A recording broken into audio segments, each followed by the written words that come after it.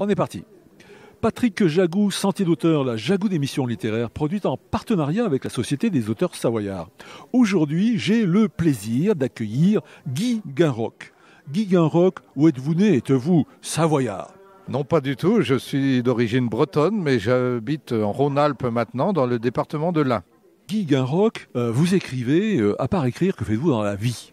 Je suis jeune retraité et j'ai toujours travaillé dans le domaine social en tant que responsable d'établissement, directeur d'auberge de jeunesse, de foyer de jeunes travailleurs et de centre social.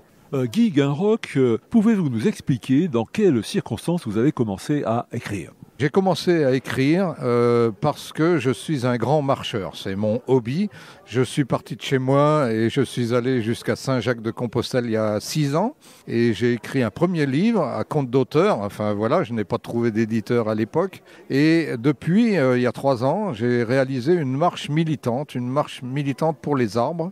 Et là, ça a séduit les éditions, les passionnés de bouquins. Et on a très bien travaillé ensemble pour sortir ce livre, La marche pour les arbres. Guy Guinroch, est-ce que vous voulez bien nous parler de cet ouvrage qui s'intitule La marche pour les arbres? Au départ, j'ai pris l'initiative de créer cette marche pour parler d'une petite ONG que je soutiens et dans laquelle je suis volontaire et qui travaille à la reforestation au Guatemala, en Amérique centrale.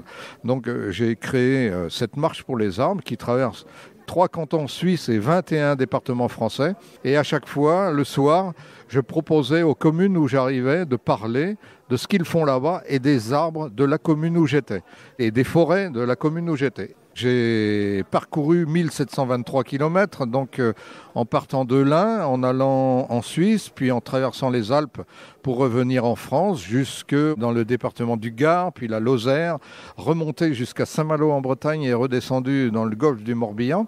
Et donc j'ai rencontré énormément de gens qui s'intéressent aux arbres, des associations, des militants écologistes, mais aussi des propriétaires forestiers, des patrons d'entreprises de petite scierie, enfin des enfants, du conseil municipal des enfants, des gens très différents qui sont attachés à un arbre de leur enfance ou à des arbres de leur entourage. C'était très intéressant.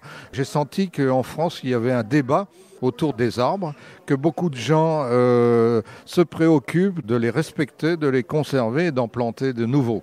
Chers auditeurs, nous parlons aujourd'hui de l'ouvrage de Guy Guinroch intitulé La marche pour les arbres, publié aux éditions Les Passionnés de bouquins.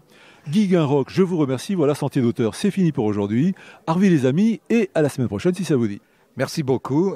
Enchanté d'avoir fait cette petite interview avec vous. Merci.